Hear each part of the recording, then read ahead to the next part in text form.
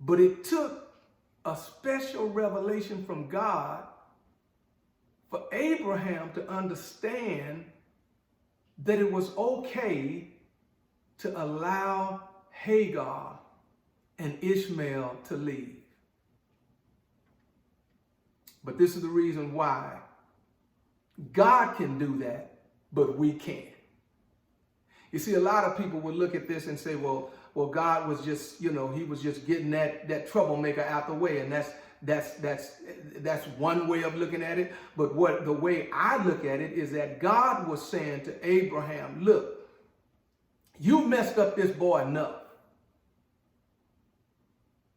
He's seen you do some things that he's seen you give your wife over to another man. I don't need him seeing that.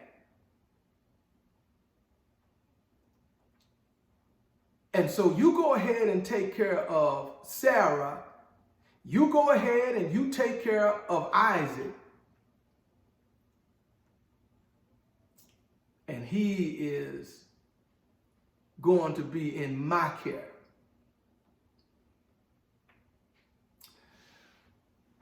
Isolation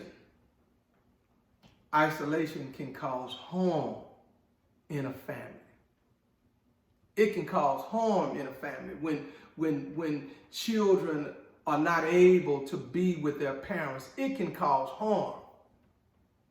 When Sarah observed the actions of Ishmael, she wanted him gone, and she wanted her husband to drive him out. And it can cause some harm. It can cause deep scars when children are sent away.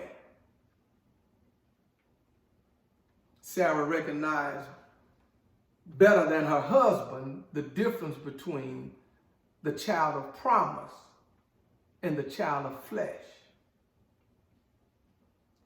And so God has to do something. God has to do something. He has to show us. He has to show us why Ishmael was allowed to leave. He has to show us, because isolation disarms effective parenting. When a father or a mother refuse to be in the life of their children, it can disarm the protective care that parents should give. Send him away. In other words, he's not your concern. She was literally saying to Abraham, you're not responsible for him. Send him away. Again, I've got to have some hope somewhere in this message. Somewhere I've got to understand, why in the world would God allow Ishmael and his mother to be sent away from his father? I've got to understand, because isolation disarms protection, but isolation also disrupts priorities in parenting. What do you mean? This is what I'm saying. Although Ishmael is Abraham's son, when Isaac comes on the scene, it seems like the priority shifts.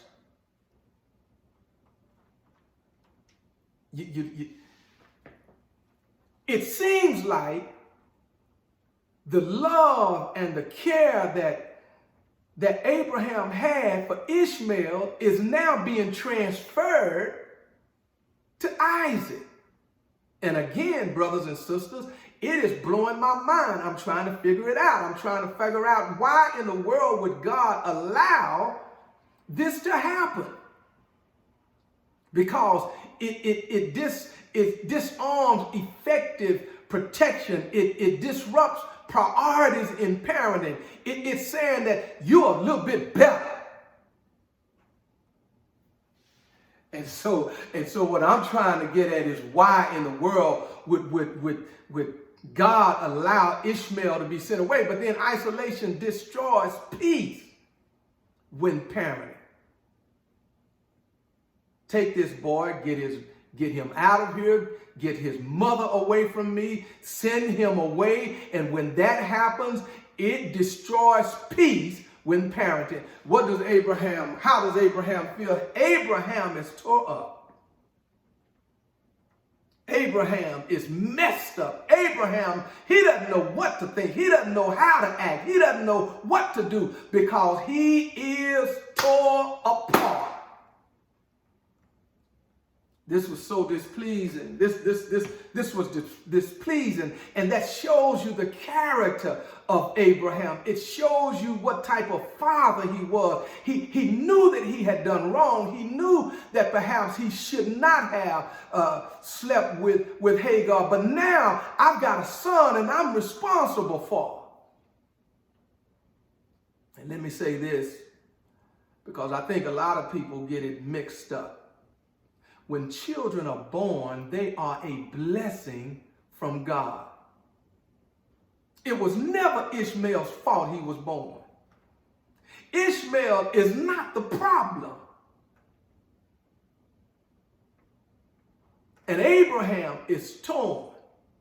The child of promise has been born. And now this child of promise has been born. Now God is getting ready to do something. And Abraham has both a son of the flesh and a son of the promise. And what is he going to do? What is he going to do with this child Ishmael? He's been isolated. And the water in the skin was used up. Verse 15. And she placed the boy under one of the shrubs. Then she went and sat down across from him at a distance of about a bow shot. For she said to herself, let me not see this boy die. So she sat opposite of him, and she lifted her voice and wept. Isolation can lead to depression. We talked about Abraham. We talked about Sarah. We talked about Ishmael. But I want to look at Hagar for a second. She's been kicked out. First time she left because of the treatment of Sarah. God told her to go back, and she went back. And now she's been kicked out again. And the Bible said that she is in the wilderness, a place that is barren, a place where seemingly there is no hope. And Hagar had great, deep sorrow. Then she went down and sat across from him at a distance of about a bow shot, for she said to herself, let me not see this boy die. And she sat opposite of him and lifted her voice and wept. And I would say this, and I say this to those men who leave and leave their children to be cared for by their mothers. You don't know the type of stress and the type of pain that you place upon that mother when you decide that you're not going to be a part of that child's life. And she sat back and she said, I can't take it. I can't stand. I don't have any help. The boy's dad is not in his life anymore. I don't have anybody. I'm in this wilderness. I'm all by myself, me and my boy. And the only thing that I can do is just cry out and just weep. And men, when we put these women in these type of situations, it causes pain and it causes great sorrow, because sometimes they're trying to figure out, how am I going to raise this boy on my own? How am I going to raise this girl on my own? How am I going to raise these children on my own? But sisters, let me say this to you.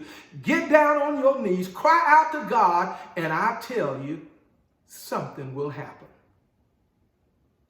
Hagar had great deep sorrow, but Hagar was in great despair. Listen to what she said. Listen to what Job says, as he says it in that 17th chapter of that first verse. He said, my spirit is broken, my days are extinguished, the grave is ready for me. In other words, I'm in despair. I don't know if I'm going to make it another day. I don't know if my son is going to live to see another day. I don't know where we're going. We're stuck out here in the wilderness. The boy's dad is not here. There's no hope for us out here. Hagar was in great She was in great despair. But then Hagar had a desire for things to just end. She couldn't stand to see her son living like that. She couldn't stand to see her son on the brink of death. And think about it, especially when she knew that his dad was a wealthy man. Don't get it wrong. Abraham sent away with some skin and some water, but Abraham was a very rich man. He had cattle. He had oxen. He was a very rich man. Abimelech had given him great wealth.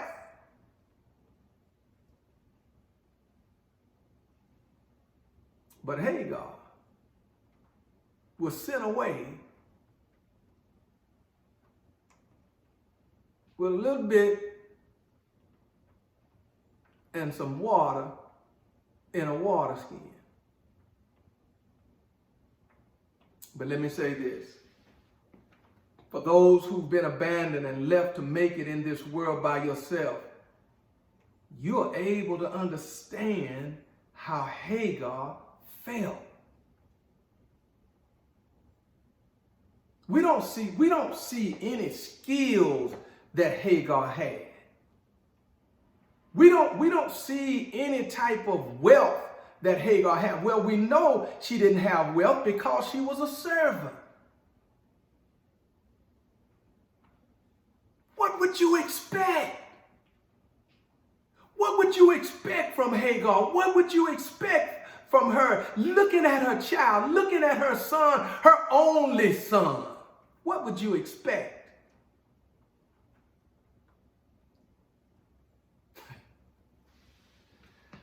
Oh my God.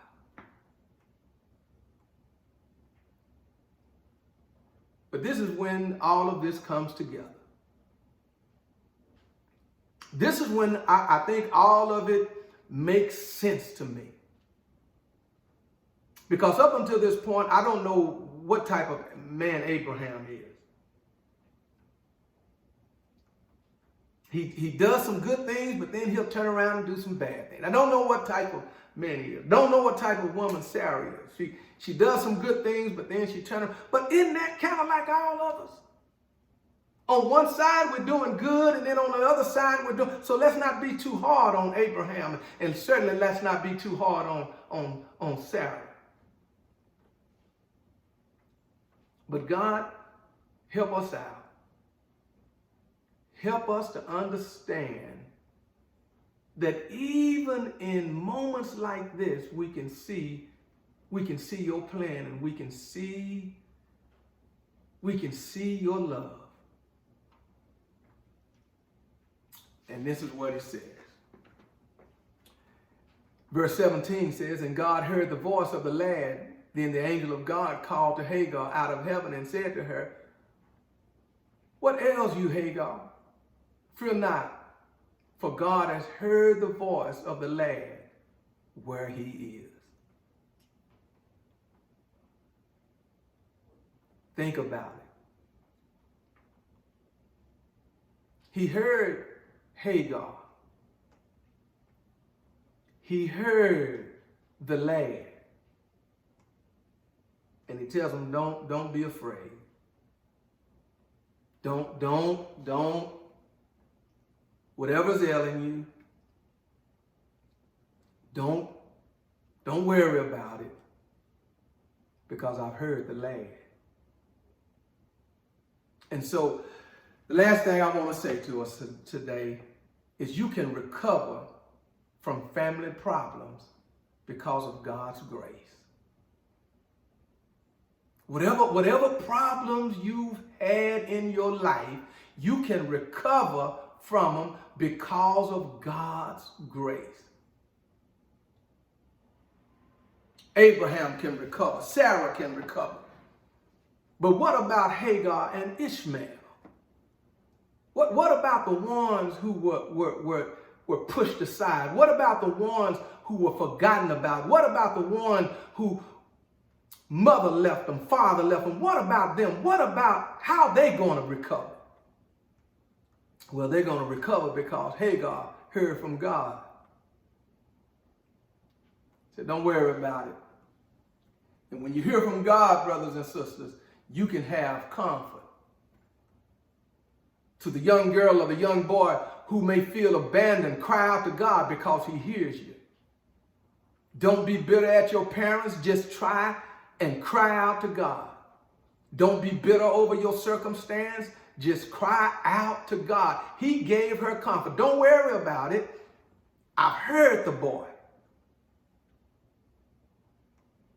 Don't be frustrated about it. I've heard the lad. I've heard him crying out. And then he gave her guidance. He said, get up. Lift up the lad and hold him with your hand, for I'm going to make him a great nation.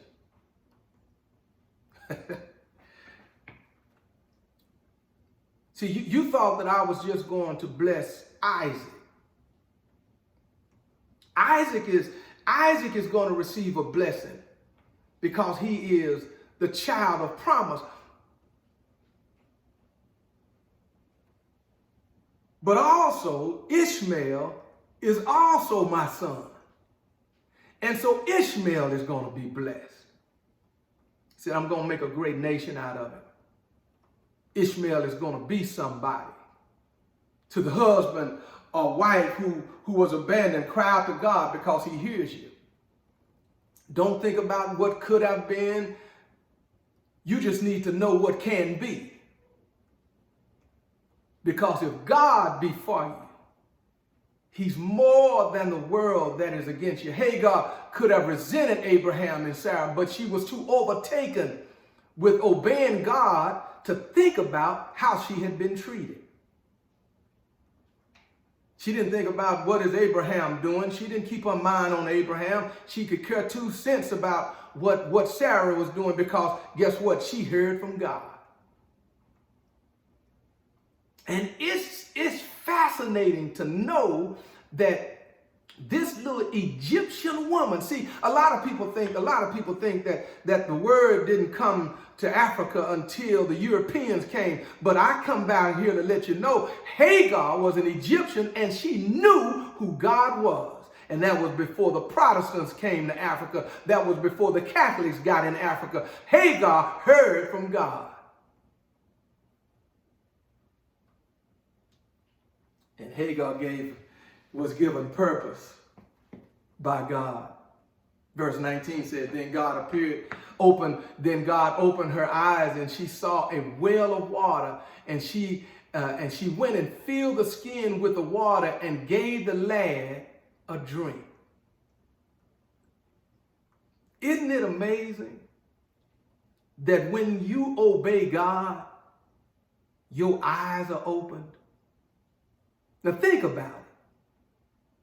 This boy was sitting there near death.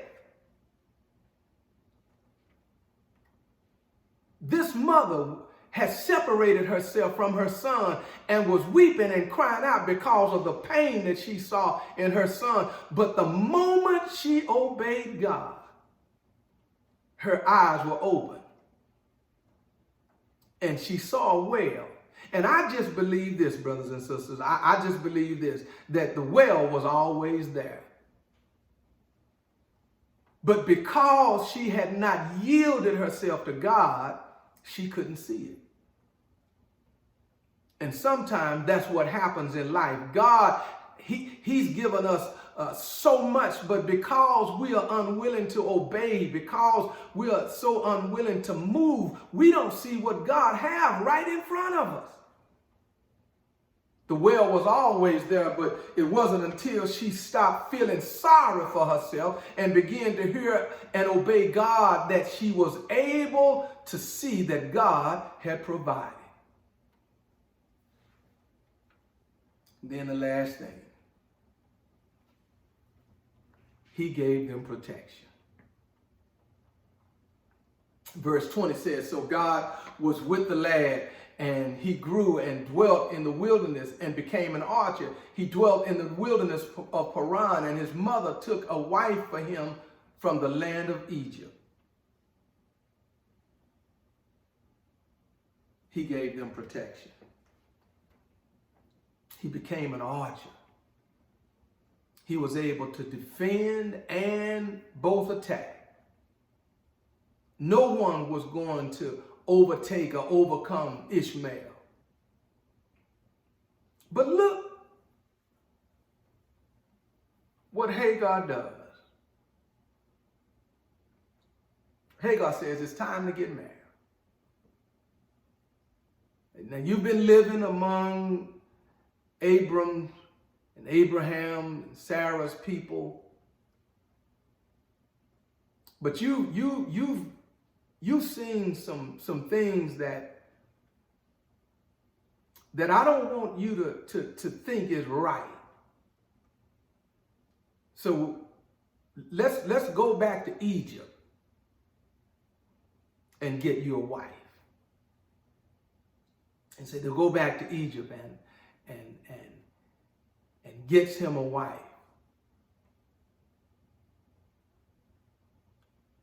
And as I close, I say this.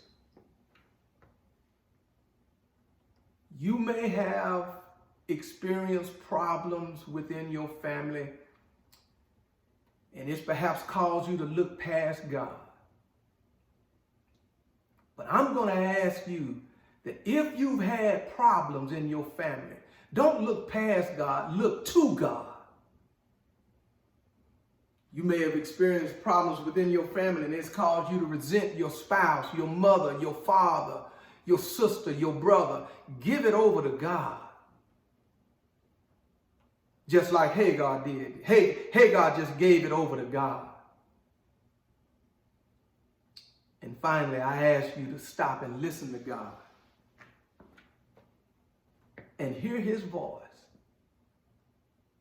Because it is only when you hear and obey Him that He can turn your problems into a blessing. Family problems. We all have them. Perhaps you've experienced them. But God is able to turn your family problems into a powerful blessing.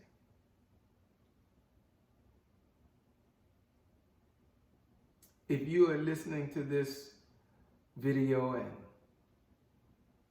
perhaps you need to make a decision for God, perhaps you need to make a decision to accept Jesus into your life, I invite you to give your life to Christ, unyielding, willingly.